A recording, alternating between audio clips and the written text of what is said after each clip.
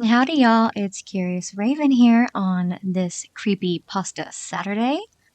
I have a story for you. It is by Late But Still Early One. It is called I'm a Transport Driver for Serial Killers. This drive made me quit. To clarify, I worked for the state, driving a white van that transported police officers along with dangerous apprehended criminals from the station to a high-security prison. These criminals included serial killers, sex offenders, and other such abominations. The van had 8 seats in total, 2 at the front, separated from 6 at the back by a thick transport plastic panel for driver protection. I was never specifically told the crimes they have committed, but the drive could be over an hour long, which meant I often had enough to gauge from their conversations and ramblings. Some would yell and try to fight the police or escape during the ride, but the van was built rock solid to account for those types. Some were child abusers, molesters, remorseless killers who gloated about their sins. Others would beg the police to let them go. I was disgusted by these people, but never disturbed to the point of wanting to quit. After 10 years on the job, nothing fazed me anymore. In fact, I was proud of what I did. The more horrific the person, the more I liked the idea of sending them off to get what they deserved. That was until one day, when a calm, well-groomed young man was apprehended and brought to the van. 4 police officers accompanied him. He was dressed in a tailored blue suit and had shiny brown slicked back hair. Couldn't have been older than 30. First, I mistook him as a manager or lawyer from a distance, before noticing he had both hands behind his back. He nodded politely as he passed my window and was taken to the back. They unfolded the seats and sat down, and the door was slammed shut. I started the engine. "This ride's an hour and a bit. You're not going to give us any trouble, are you, son?" asked one of the officers. "Course not. You guys don't get paid nearly enough for that," said the man in the suit. A few of the policemen scoffed. "You're right on that one," another officer said, rolling his eyes. "My uncle used to be a cop. Ironic, I know," the man in the suit replied nonchalantly, still handcuffed. "But when he started, there were 50 in his division. Now there's about 10. Makes you wonder if all the tax money is going to the nuclear warheads instead." "Wouldn't be surprised," one officer mumbled to another, shaking his head. "My lawyer told me not to say that because it might piss you off, but I told him you'd all let me go as soon as you heard it." The policeman gawked, the entire van erupting with laughter. I wondered what was so funny. Whatever crime he had committed, this man was bantering without a care. While being deported to face life in prison or possibly the death penalty, he cracked a few more jokes, and they were wrapped around his little finger. A while later, he caught my eye in the rearview mirror. "You must hear all sorts of crazy stories," said the suited man, talking directly to me. "Imagine being an Uber driver, but all the passengers kill people. I'd watch that reality show," he continued. "Still, it must be satisfying in a weird sort of way, bringing them all to justice, literally." "Yeah, sick people like you," I replied. He stared at me through the mirror. I felt a chill out of nowhere. My blood ran cold, and I instantly regretted opening my mouth. Sick people like me? There was a silence for a few seconds. Cops looked at each other awkwardly. I kept quiet. "Well, cheers to you on behalf of all the sick people like me, then," he finally said. I couldn't tell if he was being sarcastic. "I mean it. If it weren't for you, we'd all have to walk to prison. Wouldn't want to drop the soap after that hike." "He must be fun at parties," Cop smirked. I realized the cop was referring to me. They all laughed again. For the rest of the journey, they talked about politics, stories about other prisoners, and how early they could leave for work. They had an odd chemistry with him. The policemen acted very differently to how they usually did. They usually tried to bully the criminals or scare them into a confession. On the contrary, this time, It almost seemed like they were all at a big dinner party, and I wasn't invited. Perhaps they were getting some entertainment while they could. Or they were intimidated by him and didn't want to admit it, I thought. Some serial killers were notorious for being charming after all. Everyone's heard of Ted Bundy. I realized that even after all that chat, I still had no idea what crime he had committed. When we arrived, I opened the back doors for them to get out. "Thanks for the lift. Drive safe," he grinned at me. And they took him away to the prison. The nerve, I thought. I got back in the driver's seat. About a week later, between shifts, and I decided to break at a cafe in the parking lot. I walked inside, enjoying the K, eyeing a big latte. As I glanced to the side, my heart skipped a beat. A man was wearing a blue suit, which looked exactly like the one that the criminal with the slicked back hair was wearing. I blinked. This man had an afro and was reading a newspaper. Same suit, perhaps? Obviously not the same guy. I exhaled with relief. I ordered my latte and sat down at a table, sipping it slowly. The man in the blue suit sat by the window, still reading the paper. I glanced at him for a while and noticed that he was just staring into it without turning the pages. As I stood up to leave, he folded the newspaper and looked up towards me. His lips stretched into a wide, menacing smile, and he dragged his finger across his neck as he stared at me with wide eyes and tilted his head. We stared at each other for a while in silence, my heart starting to race. Then I looked around frantically, suddenly concerned for my safety. Everyone in the cafe was absorbed into their own world. It seemed like no one else had seen the gesture he had made towards me in a very public space.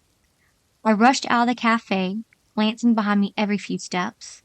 Suddenly paranoid, he turned his head to lock eye contact with me, gleeful that his threat was having its intended effect on me. For the next few days, I kept hearing noises, footsteps, scratching, sometimes even the sound of someone breathing behind me. When I turned around, there would always be nothing there. Just as I thought, I was turning schizophrenic. My suspicion that something was out to get me was confirmed again. I was at the grocery store on the weekend, putting vegetables in my cart, as a woman wearing a blue denim jacket and flowery dress was walking towards me. She was pushing a cart with a baby strapped to the seat. "You better watch your back," she whispered as she walked past. That caught me off guard. I whipped my head around and she kept walking without looking behind her. She wasn't talking on the phone, and she wasn't with anyone else apart from the baby. That warning was undoubtedly for me. Had I just pissed off a cult of people dressed in blue? I got in the van the next day at 7 a.m. and headed off to the station. There was heavy traffic, and I was convinced I'd be late for work. I turned into a long stretch of road that was next to a steep drop, the metal railing fencing off the edge on the right. As I drove along the congested road, stopping and starting to move a few feet incrementally, I stared at the bumper stickers on the back of the white van in the front. "It's gonna be a good day." There was a sun with a smiley face next to it. The traffic finally started flowing, and I approached an intersection where cars merged from the left-hand side. A set of traffic lights came just before it. I looked at my watch. "Please don't turn red. Please don't turn red," I thought. As if the universe was conspiring against me, the lights turned yellow, and as the van in front of me sped past them, they turned red. Fantastic. I slammed the brakes and looked up. I only saw the van in front for a split second, and suddenly out of nowhere, a massive lorry T-boned it violently from the left. A loud crash combined with a painful crunch stunned me into paralysis. Both vehicles crashed through the railings and went hurtling over the edge of the cliff. The lights turned orange, then green, but I remained unmoving in silence and shaking. There was an empty space in front of me where the van had just been. I could see people through their car windows, horrified and calling police. Eventually, I snapped out of it and drove numbly to the side of the road without having fully processed the event. I parked there and called my colleagues at the station to inform them about what had just happened. A few days later, I found out that both drivers had died on impact. The lorry had crashed into the van's driver's side at 90 miles per hour, crushing him instantly. They thought it was a freak accident at first until they recovered the remains and discovered the lorry's driver's phone, which had been in a holder stuck to his windshield. It wasn't GPS on the phone that was guiding him. At the time of the crash, he had been using a navigator app connected to a tracking device. The device had been tracking my vehicle. The police searched my van from top to bottom and found that the bugger was stuck underside of one of the back seats, the seat that the man in the slick-backed hair wearing the blue suit had sat in. On his ride to prison about 2 weeks ago, I pieced it together as soon as they told me.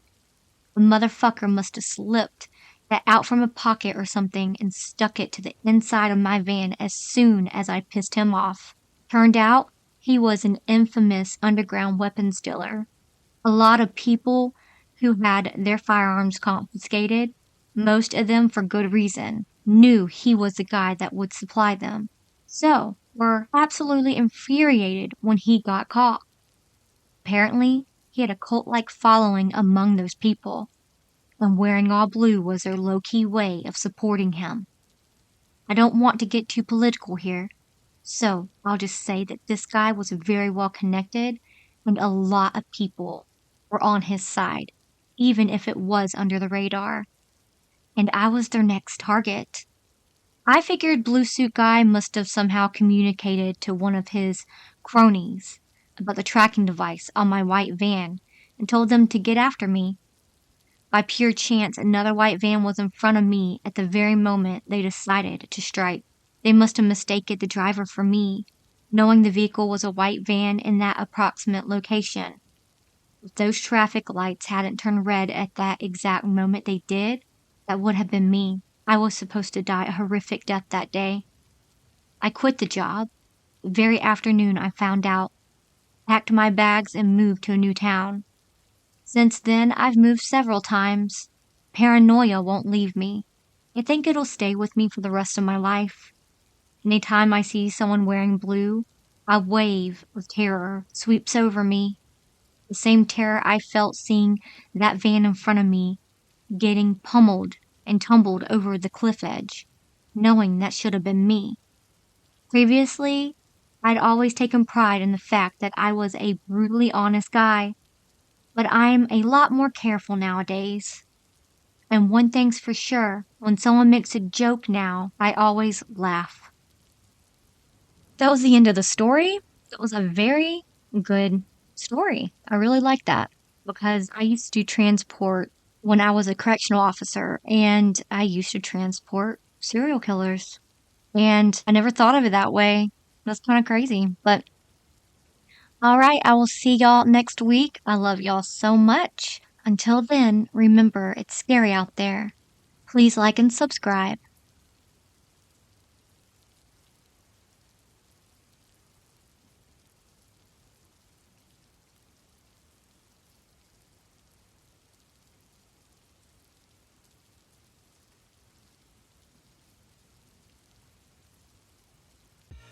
I live inside my own world of make-believe. Kids screaming in the cradles, profanities. I see the world through ice covered in ink and bleach. Cross